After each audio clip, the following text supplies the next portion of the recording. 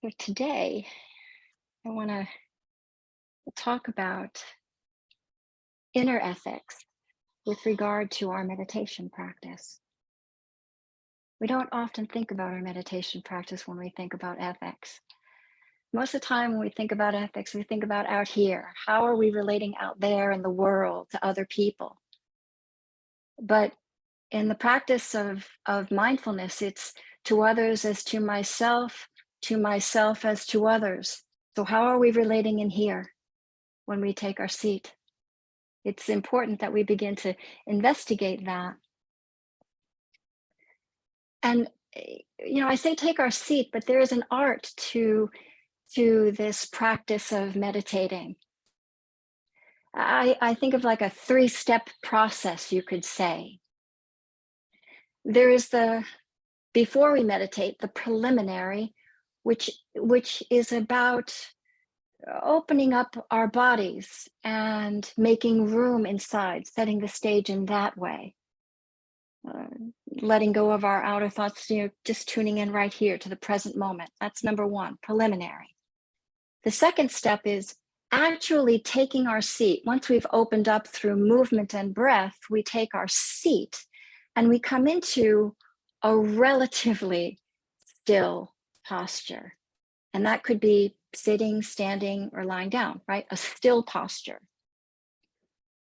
And how we take our seat is also we're invited to consider the ethics, the way in which we are setting up this still posture. Is it with regard to non-harm and goodwill? These are the benchmarks.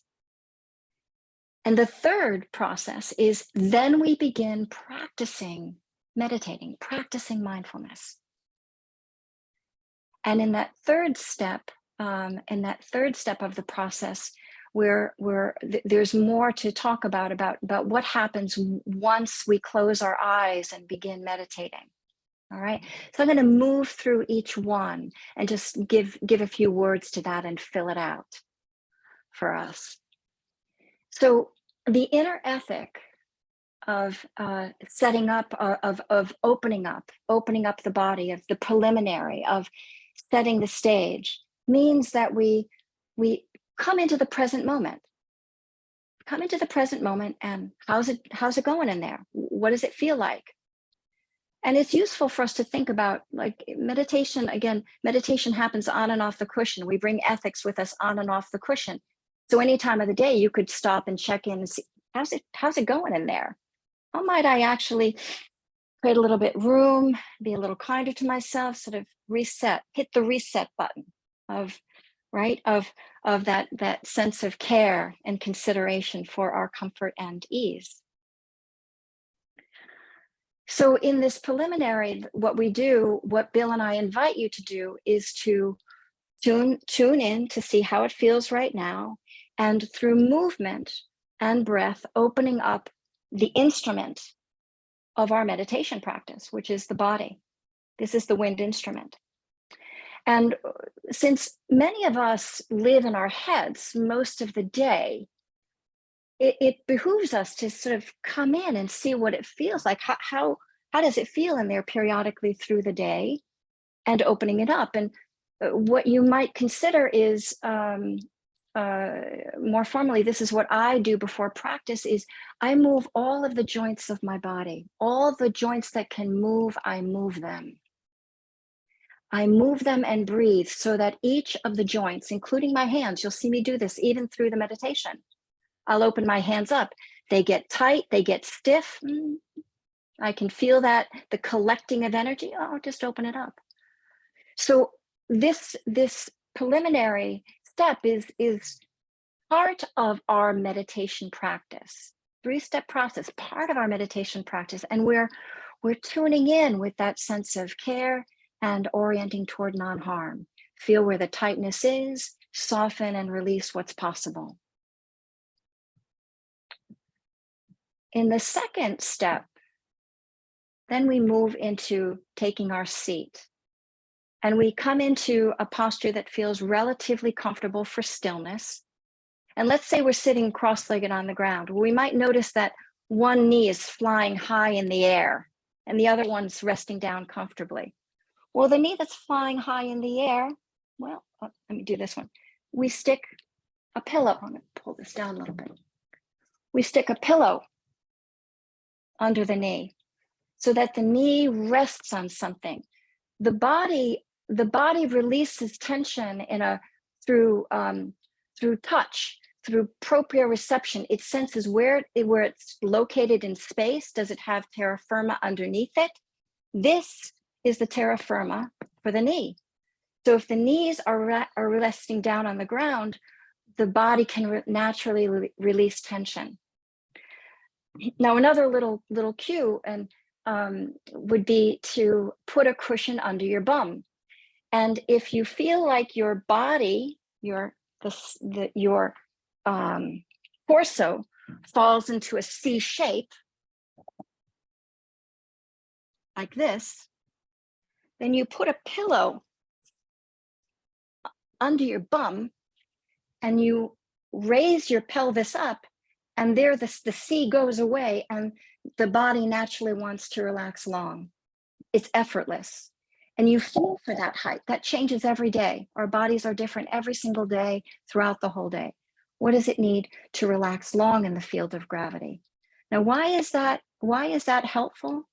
Because that releases effort, least amount of effort.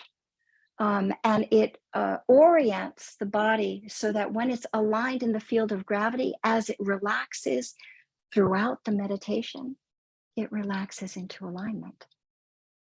If we're off center, it will relax into a misaligned posture and create more stress on the body. So we want to do our best to orient it toward alignment. This is being kind. This is orienting toward non-harm and with an attitude of goodwill. Okay. The third area you want to pay attention to are the shoulders. So knees, hips, and then shoulders. And the hips and shoulders are what carry the weight, the burden of our bodies. And often as we get older, you might notice that your shoulders have crawled up your neck. That's true for most of us. We that whole saying, we carry the weight of the world on our shoulders. Well, we indeed do. We do. And our shoulders creep up. As they creep up, they need explicit permission to relax down. So what would be helpful? What support might be helpful so that the shoulders aren't working during meditation? If we're sitting like this, they're working. If we're sitting anything like this with our shoulders still shrugged up, they're working. How can we let them relax down into their socket? And you might just consider playing around with putting a cushion or a pillow in front of you and just resting your arms on there and seeing if your shoulders might naturally want to relax down. The kindness. These little tricks I'm giving you, a dear teacher, Dharma teacher, Will Johnson, calls them physiological hacks. These are physiological hacks that we do to support the body and orient it toward meditation. Okay, those are the physiological hacks. And then what we do is as we take our seat, we set up the heart-mind. Now, remember, in Buddhist teachings, there aren't two words for the heart-mind. There's only one, chitta, C-I-T-T-A in Pali. And the reason that the heart-mind are together is that they're always together. They're always together. And we want to check as a kindness, check when we're taking our seat. Is there an attitude of goodwill and non-harm? Or how am I sitting in such a way that I'm actually causing undue stress?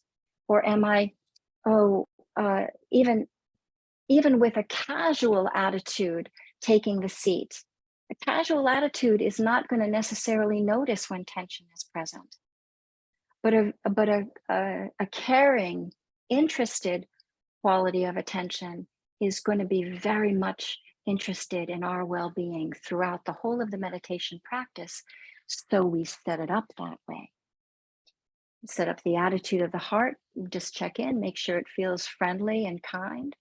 And we very deliberately then tune into the mind, and we notice maybe the busyness of the mind, and we're going to set that aside.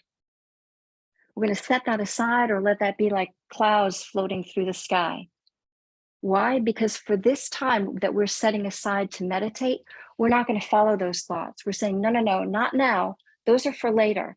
For now, we're going to learn how to come into a posture that's restful, a posture that feels healing, a posture that feels caring and kind and supportive and awake and awake. Right? So this is the taking of the seat. We set up the body, and this is what Buddha said. He said, sit down, cross-legged, spine erect, and set mindfulness to the fore. He gave very clear instructions for taking our seat. We do the preliminary, we take our seat, and now, okay, we're meditating. Meditating very nicely, set up a beautiful posture. And what starts to happen is, the body starts to feel achy and uncomfortable. And as we notice that, let's say the shoulders feel a little uncomfortable, we just make a little movement, just a little movement, sometimes micro movements, sometimes a little bigger, but just to hit the reset button, soften them up, let them let go of the stress, take a breath, and resettle right back into our posture. No fuss, no muss, but we're attending to the body as it naturally collects stress when it is holding the posture naturally, not your fault. Then we carry on in our meditation practice, and suddenly we start to notice that the mind is spinning out and in an upsetting thought, keeps going back to this upsetting thought again and again and again. And we start to notice that. We say, oh, it's important that we notice that thought, let it go, come back into the body, feel how the body was just holding that thought, and let the body support releasing whatever tension it collected from that thought. Just let it ripple through. The negative thoughts are going to happen. It's not your fault. The mind orients that way. It has a habit of going there, right? So we are learning how to break that habit. That is interrupting a harmful, stressful thought and coming back into something that feels more easeful and comfortable. Such a gift, such a gift. Okay, we continue meditating along, and then we notice that the mind starts to just kind of get a little floaty and drifty. Oh, maybe it's just feeling good, and things kind of grow a little casual. Maybe there's a little dreamlike states, little fragments of this, that, and the other. We notice that. Notice that, let go of that, because actually, that's not leading toward less stress. That's actually over time going to lead toward more stress. That's not leading toward non-harm. That's not goodwill. That's just the mind proliferating as it normally does. It's lost the object and it's just kind of floating around. So we let go of that and we come back in, tether the breath to the body to the ground. We feel the little ripples of stress or whatever that's just from that kind of thinking, and we just allow that to ripple through and pass through the body. We come, and as it lets go, what starts to happen is that we reconstitute that initial posture of the holding environment. We reconstitute it just by letting go of those little ripples. Oh, it comes right back. There it is. Okay. And then we meditate a little further along, and we kind of start to notice that there's this in the back, like, that kind of like, there you go again, wandering off into this, that, and the other. You're not following the object. There you go. Come on back. Bring yourself back. We start to notice the harshness with which we're speaking to ourselves most of the time in the background. right? Or it's just this kind of very casual, disinterested narration of what's happening. Neither of those are kind, And so we want to really bring forward the noticing, how are we speaking to ourselves? This is inner ethic. How are we speaking to ourselves? How are we bringing our attention back when the mind has wandered away? Can we bring our attention back with like, oh my darling, look what you just noticed. Good job. Come on back. Now come on back and let's breathe it all out and come back into something that feels more comfortable. How about we do that, right? With a kind voice, as if a dear friend, as if a wise elder were speaking to you. Now, that's not, for most of us, that's not how we normally speak to ourselves. We're kind of unkind, we're kind of rough. We want to learn the art of talking nicely to ourselves. This is the inner ethic. This is the ethic that we bring, that we offer toward ourselves on and off the cushion, but especially on the cushion. This is where we learn. It's our little petri dish for learning how to relate well to ourselves. And then learning how to relate, then relating well to others will come more easily. All right. So let me just do a little quick review, a little quick summary for you, and we'll do it in live as we go through the meditation. So we're cultivating the inner ethic, an inner rudder that tells us whether we're, orienting toward non-harm and goodwill, toward out here, toward others, but in here toward ourselves as well. To others is to myself as to others. On the cushion is inner ethic. It's ethic toward ourselves. We're turning that toward here. 3 steps, three-step process for beginning to meditate. There is the preliminary. There is the letting go of what you have just done and arriving to this moment and checking in, seeing how it is through movement and breath, opening up what is possible to open up, letting go of whatever tension is possible to let go of, and creating more room inside. This right there is a kindness. This is the ethic being applied, skillful means. Then step 2, we take our seat. We're setting up a still posture that is going to be comfortable enough that we can hang out there for half an hour or so and not cause too much stress on the body, right? And learn how to not cause too much stress on the mind. So we learn how to set up the body, putting supports where they need, perhaps under the knees, under the butt. We raise the butt so that we lengthen the spine. That supports wakefulness, supports balance, alignment, and less stress on the body. And then we put a support for our shoulders, see what our shoulders might need to soften and relax back down into their socket and feel like they have the breadth and the width to soften and widen. Step 3, now we can begin to meditate. Now we begin to meditate and follow. What are we following?